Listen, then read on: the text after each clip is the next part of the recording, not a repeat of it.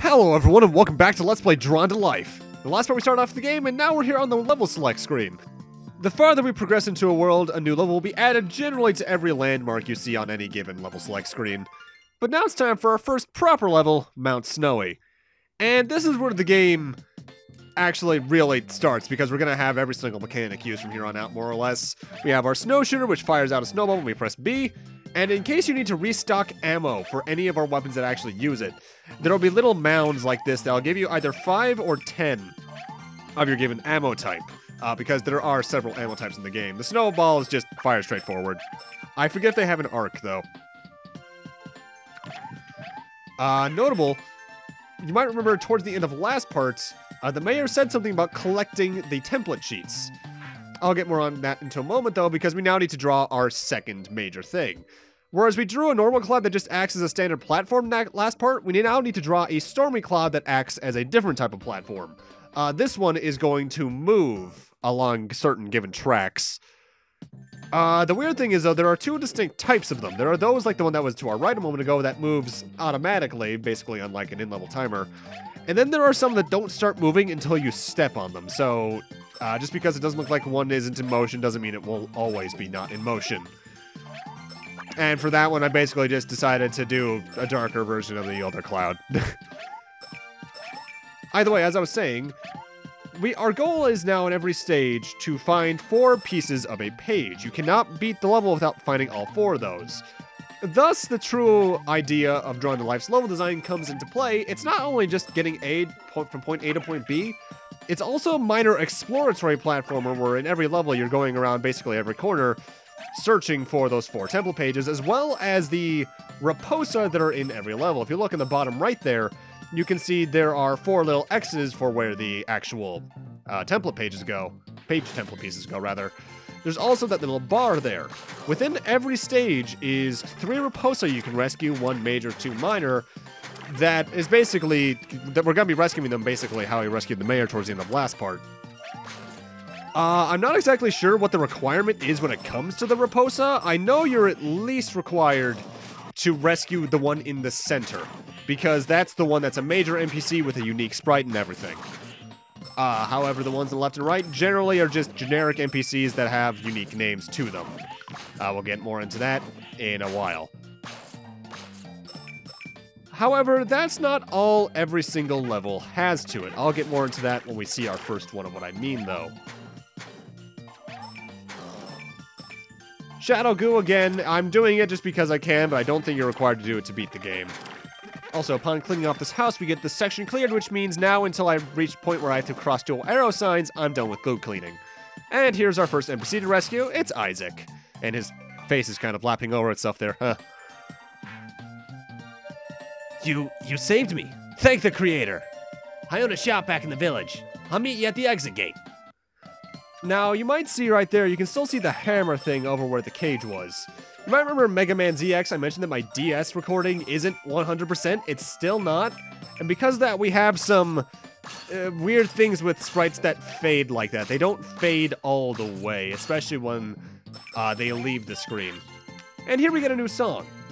This is our 3rd collectible in the game, though there's more than one kind of them.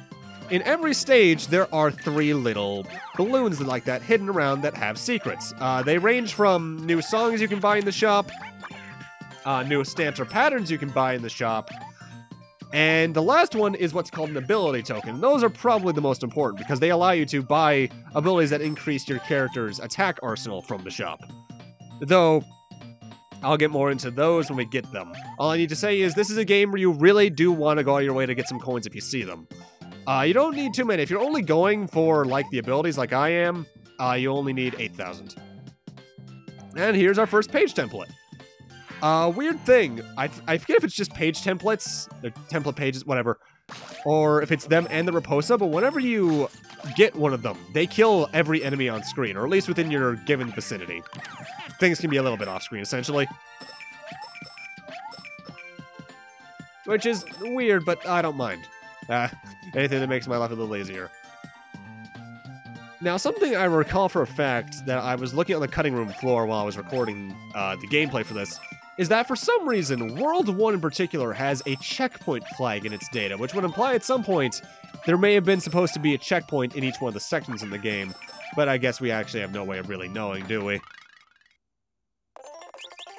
And this is one of those little bonus stages just for coins. What I got there was, I believe, the third kind of coin, the kind of reddish one. I guess might also be kind of orangey. That's 10 coins. Thankfully, if there's anything this game does well, it's that there's plenty of coins along your pathway, though that might also be because the levels in this game, as we'll see, it can be lengthy.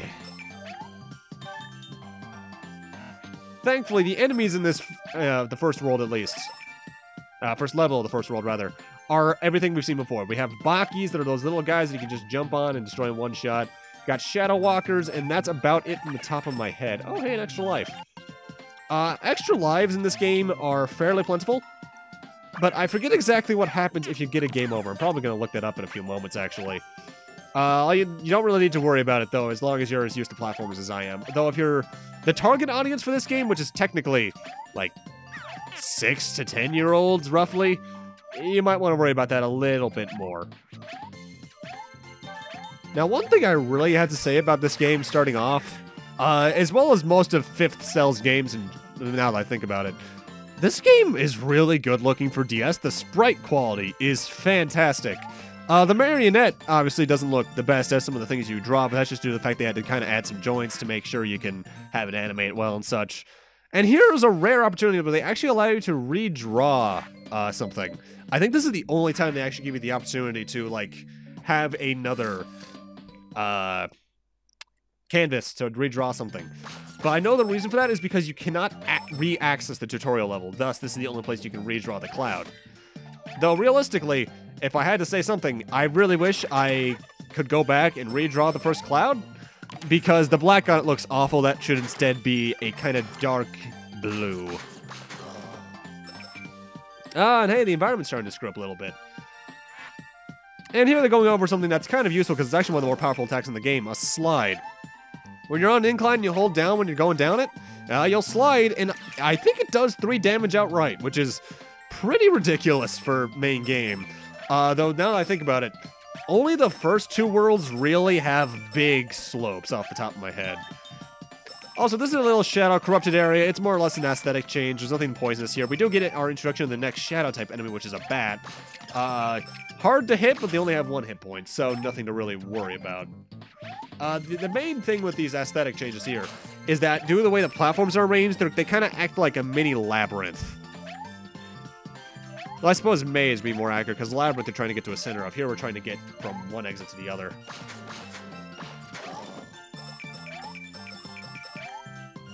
But you don't really have to worry about too much. In fact, honestly, a few exceptions notwithstanding, this game's platforming isn't too hard. And here we have to draw a platform that's oozing with goo.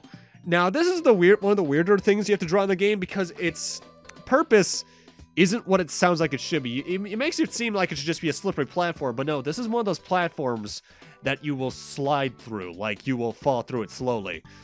And something I should have done different with this one, admittedly. I should have made the border a gray to make it blend more with the actual shadow-type enemies. Oh well. But we do have our next temple page here, which is all fine and dandy. Now, I actually forget which number that is, and I can't exactly see the bottom screen right now. The reason is, when I'm recording this game, at least the commentary, I only have the bottom screen right here shown. And that's because when I'm going through speed-up sections like this, having 2 of those tracks going at once doesn't do well for my computer. I'll put it like that. On the whole, though, the first level isn't really anything to worry about because they're slowly getting into the feel with the controls and the new abilities they're giving you and such. In my eyes, the tutorial for this game doesn't end probably until the 3rd level, excluding tutorial. And even then, they still give you minor tutorials throughout, like what the new drawings are going to do, the new equipment pieces you get through the game do. But I'm talking like in terms of tutorial difficulty. Level 3, I think, is where it really, 1-3 rather, I think is where it actually feels like normal. And here's our second Raposa. Cindy! Monster Rapo! Alrighty. I actually do like that they have that little detail with the dialogue with the kids kind of talk with that kind of kid lisp. You know the one. Now, in terms of my experience with Drawn to Life, I mentioned I had played this game a while back. And when I mean a while back, I played this when it, like a month after it first came out, somewhere around there. And I think it took me around a week to beat it, because, let's see, 2007, not only was I 10, there's our first ability token, by the way. 2007, I was, 4th grade-ish? Was it 5th? Somewhere around there. I was young, and I wanted to play this immediately because it just looked so fun. And honestly, young me was able to do this game, I think, even more easily than I am now, because one of the big things you'll see me constantly doing throughout this game is taking dumb hits like that. And the reason isn't my fault entirely. I really should know those levels are there and be taking my time more. But one of my bigger issues with Drawn to Life, coming back to it, is the camera, I think, is a bit too close to the character. You don't get enough of a view of what's coming up ahead, thus you can take some dumb hits from enemies. Or just avalanches falling on your head, which happens here and only here, by the way. And that's something if I recall, I think the sequel actually fixed that. I say I think because I was bringing this up to my friend earlier when I was talking about this with her. I haven't played either of these games for longer than maybe 3 minutes since their launch year. Not the fact that I don't like them. I love these two games, even though I'm not playing the second game for a while. It's just the fact I never really had any reason to go back to it. Though, if there is one thing I can say about my playing this now for a fact, my drawing in it is a lot better now than it was back then. In fact, back then I basically just filled in the little boxes with like the paint bucket tool and left it at that. Maybe a couple of scribbles. Because I was not good at art. I still don't think I'm great at art, but I'm certainly better at it now than I was then. I blame. No, I thank my education for that, rather. Oh, I just saw that, and I thank the game for reminding me of that at this point. You might notice when I hit enemies in a row like that, you see a 1, 2, 3, 4X and such. That is this game's weird attempt at a combo system, where if you get, I think it's 5 hits or above, you get a bonus coin out of it. You're not able to do that much with it, because there's rarely ever more than 4 enemies in a row near each other. Thank you so much. I was so scared. What? You rescued my daughter? Praise the creator. But if you're looking for a fun little challenge, I guess, that's a good way to do it. Also, I think this is the one time this graphic shows up, this weird little pedestal thing. What makes me wonder what's so special about this page token that it gets to do that. In terms of the best way to clear the shadow goo, you actually don't want to do like big strokes with your stylus over where it is on the bottom screen. You want to actually do very small strokes, because I think it's based off of the amounts of strokes you do and not the length of the strokes themselves. And now we're on to the next section, which I believe has our next little drawing. Yes, it does. We have to do a sled. More or less, I try to be very realistic with my drawings here. Like, I think I'm just doing red on, yeah, this is like generic sled you see and everything. But generally, I do try to shade. I really shouldn't be shading the gray with black, though.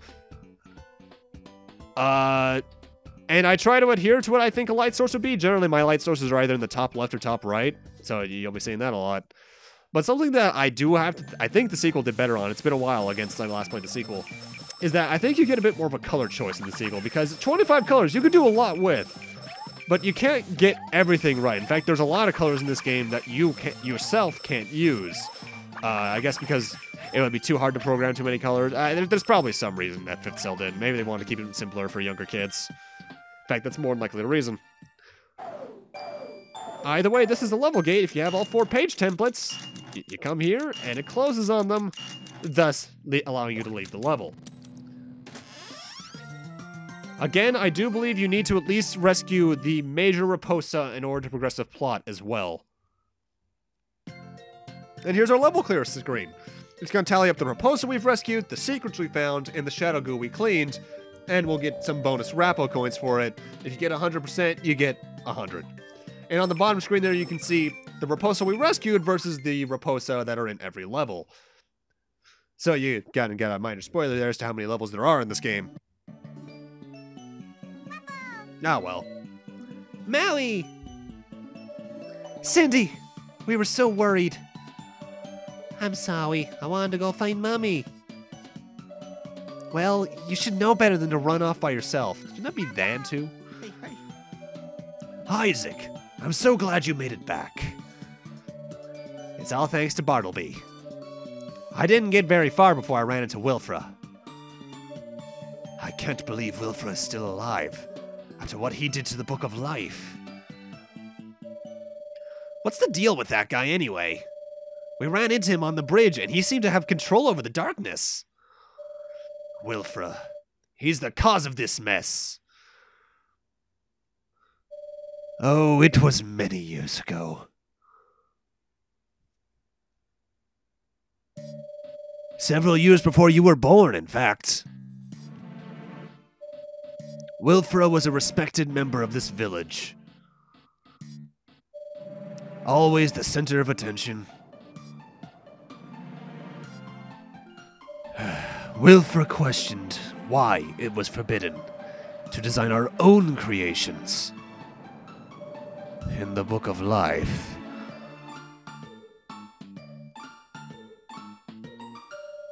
He told me that it could be done better. What a fool I was. For underestimating what he was capable of.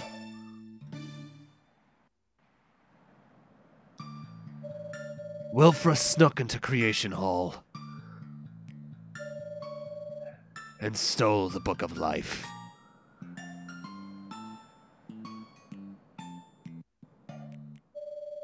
He took the book back to his house and drew inside the pages. But the creations came out twisted and black. It wasn't long before I discovered his scheme.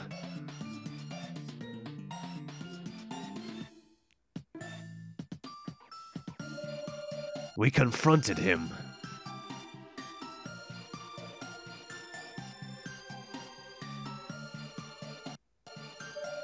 And in a furious rage, he tore the pages from the Book of Life, tossing them into the wind. We surrounded him and grabbed the book, but Wilfra escaped and fled the village. The Creator grieved over the loss and sealed Creation Hall. And we were left to fend for ourselves. I locked what remained of the book away, but it was too late. The sun grew dim, the moon and stars faded away, and finally the eternal flame flickered and died out. A creeping shadow grew at the edge of our town, and everyone left in search of a new home.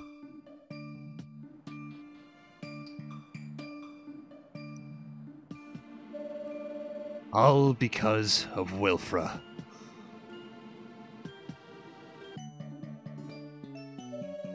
Now I see. The lost pages. In order to restore our village, we need to collect those pages.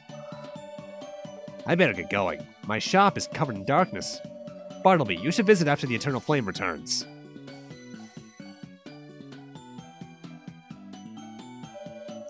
The Creator has given us a hero.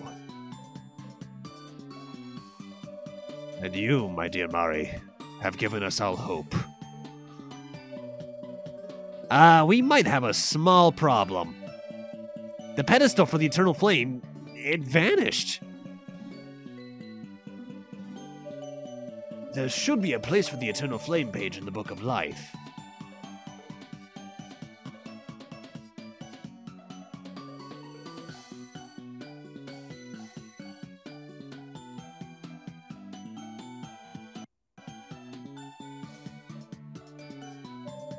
Whew. It's back in. Now, it's up to the creator. Creator, we need somewhere to keep the eternal flame. Could you help us color in the village pedestal? And I believe this is our first time where we're given a full-out shape that we need to color in. This one, I kind of tried to keep in mind the original color scheme, even though I did a few things differently. Like, I think on the original, the little Raposa faces weren't metallic looking, but I shaded them in such a way that they would come off as metallic. And as usual, I try to keep the coloring fairly realistic. Like, obviously, the trees are brown. The little dirt in the fire patch is brown, blah, blah, blah, blah, blah. This is actually going to be one of the sprites you see the most, so make sure you make this one very satisfied. Though, thankfully, we'll eventually be given the ability to edit our sprites. So, there's at least that. If I recall in my original playthrough, I made it all blue, which was kind of gross. The village pedestal looks amazing. Great job. Creator, would you like to choose the color of the flame? Now, sadly, my favorite color is gray, and we can't get the original gray flame black, so they give us a yellow, green, purple, blue, reddish pink, or brown flame. Personally, I'm going with purple because I like it the best. The eternal flame is back! Now the creator can clear the darkness from around my shop. Bartleby, thanks again for all of your help. Come see me again after the darkness is cleared from Isaac's shop.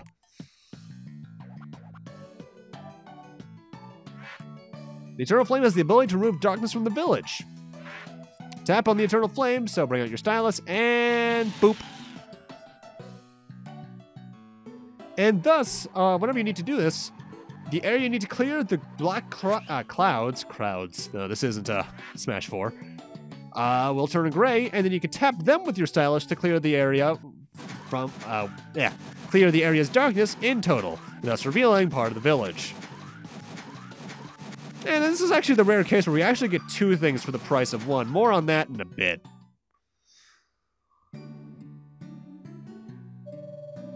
The creator did it! The darkness is gone! The shop is quite a mess. I need some time to clean up. Be sure to visit soon. I'm sure you'll find something worth your Rapo tokens.